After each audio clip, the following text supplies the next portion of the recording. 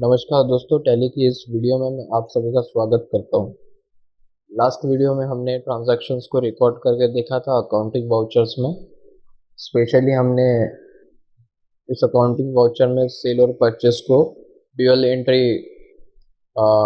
मतलब dual mode में हमने उसको यूज़ करके देखा था, एंट्री को रिकॉर्ड किया था आइटम मोड और CRDR मोड में, जो कि डबल एंट्री सिस्टम है। तो इस वीडियो में हम इन्वेंटरी वाउचर्स क्या है वो जानेंगे और कौन से इन्वेंटरी वाउचर्स रहेंगे। ठीक है। और इनको समझने के बाद हम इन्वेंटरी वाउचर्स में एंट्री करके देखेंगे। ठीक है। तो मैं यहाँ से सीधा टेक्स्ट मैटर पे आ जाऊँगा यहाँ से। तो सबसे पहले रहेगा यहाँ पे परचेस ऑर्डर। ठीक है।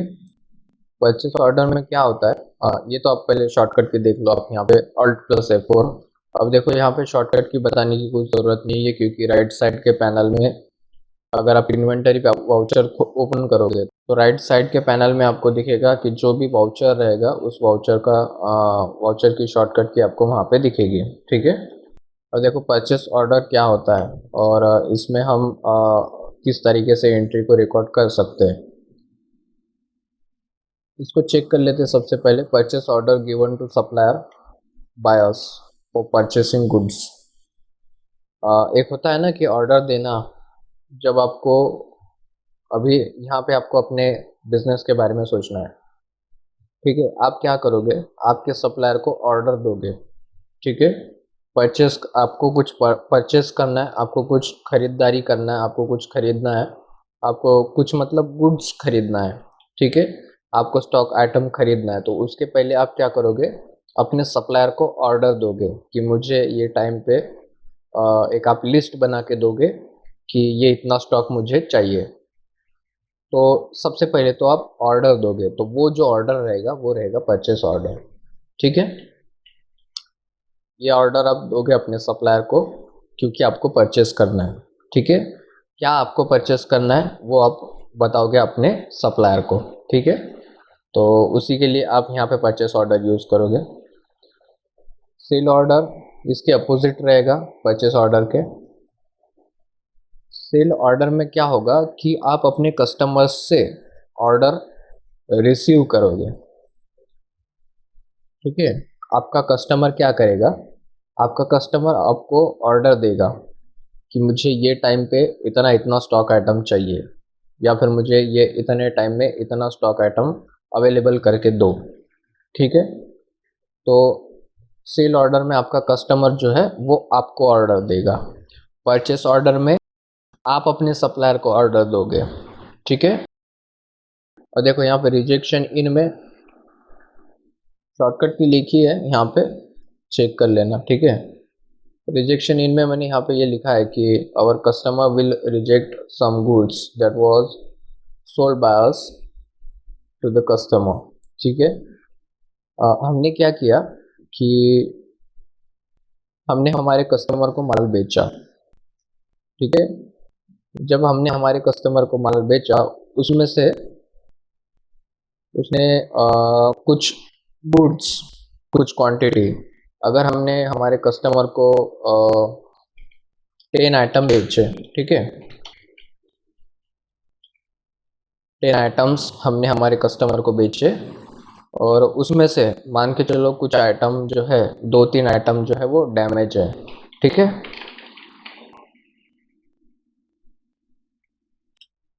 डैमेज है। ठीक है।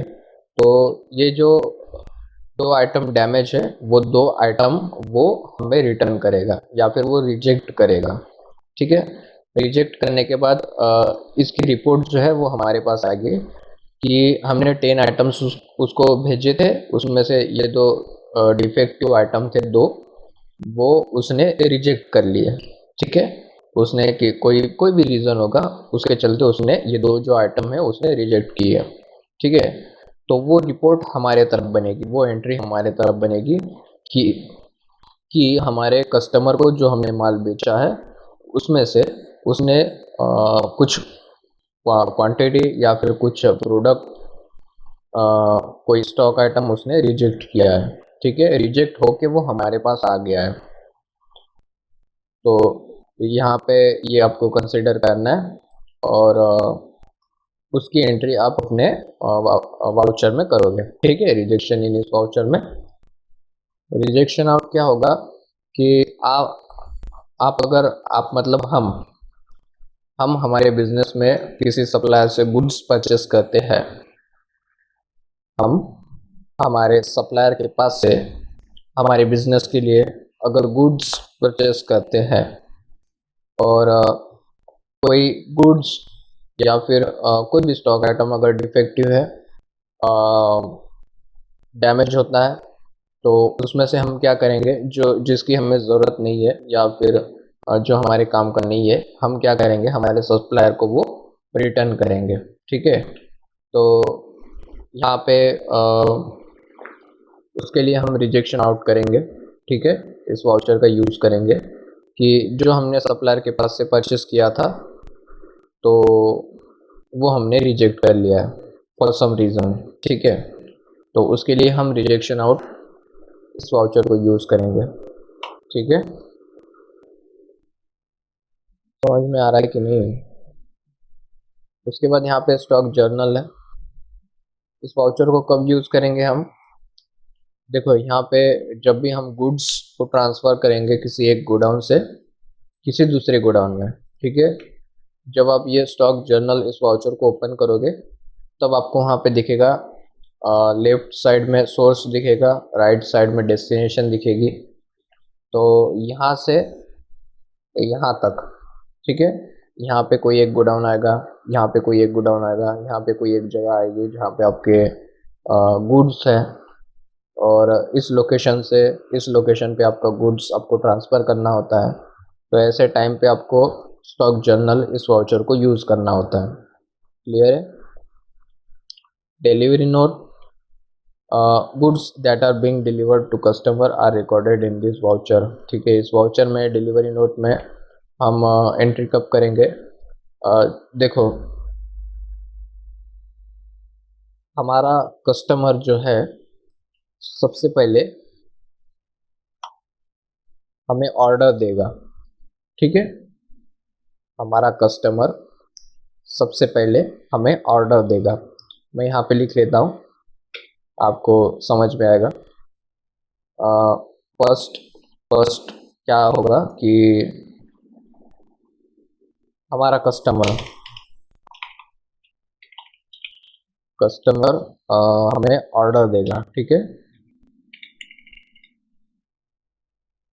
किसी एक पर्टिकुलर टाइम पे वो एक अपनी लिस्ट बनाएगा गुड्स की, उसको वो गुड्स चाहिए।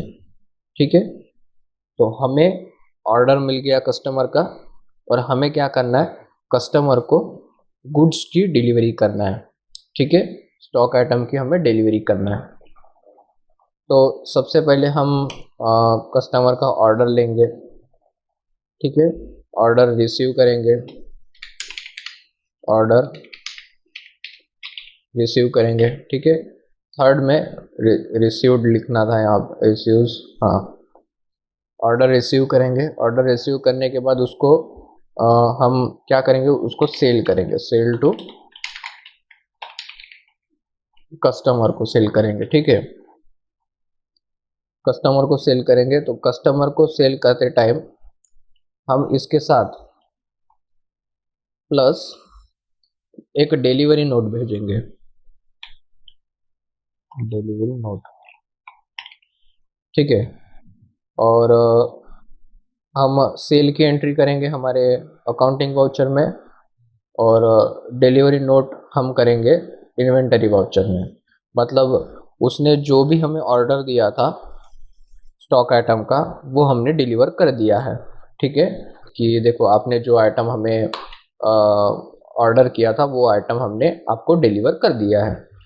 तो ये आप डिलीवरी नोट उस चीज़ के लिए, उस काम के लिए बनाओगे। ठीक है, रिसिप्ट नोट, जब आप जैसे कि देखो यहाँ पे लिखा है goods that received from supplier will recorded in this voucher. अब हम क्या करेंगे, यहाँ पे रिसिप्ट नोट में हम सबसे पहले तो मैं यहाँ पे लिखूँगा ऊपर, नहीं तो एक काम कर लेता हूँ, नीचे की साइड में लिख लेता हूँ मैं यहाँ पे। हम हमारे सप्लायर को ऑर्डर देंगे, ठीक है। Order to supplier for goods purchase, ठीक है। सबसे पहले हम ऑर्डर देंगे हमारे सप्लायर को कि देखो भैया, हमारे बिजनेस में हमें ये इतने सारे आइटम्स चाहिए किसी एक पर्टिकुलर डेट में। तो वो क्या करेगा सप्लायर, वो सप्लायर जो है वो आपको ऑर्डर की डिलीवरी करके देगा, ठीक है। और आप बनाओगे उस टाइम रिसिप्ट नोट कि आपने जो ऑर्डर किया था सप्लायर को, वो सारा आइटम, वो सारा स्टॉक आइटम आपके पास डिलीवर हो गया है। आपने वो स्टॉक आइटम, आपने वो ऑर्डर रिसीव कर लिया है, ठीक है। तो उस टाइम आप यहाँ पे रिसिप्ट नोट में उसकी एंट्री करोगे, ठीक है। उसके बाद यहाँ पे रहेगा फिजिकल स्टॉक। और देखो फिजिकल स्टॉक, ये हम स्टॉक की जो अ, एक तो होता है हमारा गोडाउन, ठीक है। गोडाउन में हमारे पास कितना स्टॉक आइटम है, कभी कम हो सकता है, कभी ज़्यादा हो सकता है, ठीक है ना। और मैंने यहाँ पे एंट्री भी लिखा है। कभी कभी क्या होता है कि हम टैली के सॉफ्टवेयर में, टैली के एप्लीकेशन में और एंट्री तो रिकॉर्ड कर लेते हैं कि हमारे पास किसी एक, कोई एक प्रोडक्ट अगर है तो उस प्रोडक्ट की 10 क्वांटिटी हमारे पास अवेलेबल है। कहाँ पे, इस एंट्री में।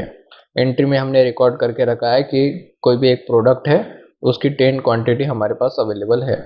लेकिन गोडाउन में ऐसा नहीं होता। गोडाउन में हो सकता है कि कोई माल जो है, कोई स्टॉक आइटम जो है, कोई प्रोडक्ट जो भी रहेगा, वो हो सकता है डैमेज हो, वो हो सकता है कि काम नहीं कर रहा हो सकता है कि वो टूटा हो, है ना। कुछ भी हो सकता है। ये क्वांटिटी एंट्री में 10 है इस प्रोडक्ट की, लेकिन अगर आप गोडाउन में जाके चेक करोगे तो वो 9 भी हो सकती है या फिर 11 भी हो सकती है क्वांटिटी। तो यहाँ पे आपको एंट्री में चेंज दिखेगा, और ऑन लोकेशन गोडाउन में भी आपको चेंज दिखेगा। तो ऐसी अगर सिचुएशन रही, ये क्वांटिटी है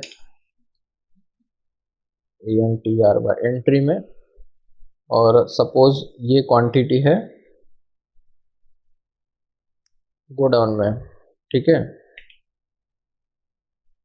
तो जब ऐसा डिफरेंस आता है या फिर कोई ऐसा प्रॉब्लम आता है, ऐसी सिचुएशन आती है, तो उस टाइम फिजिकल स्टॉक में जो है वो आप इसकी एंट्री को रिकॉर्ड करके रखोगे, ठीक है। तो ये रहेंगे इन्वेंटरी वाउचर्स, ठीक है। कोई पोर्शन अगर आपको नहीं समझ में आया तो आप इसको रिपीट देख सकते हो, ठीक है। तो फिलहाल इस वीडियो में बस इतना ही। मिलते हैं नेक्स्ट वीडियो में, तब तक के लिए take care and good bye.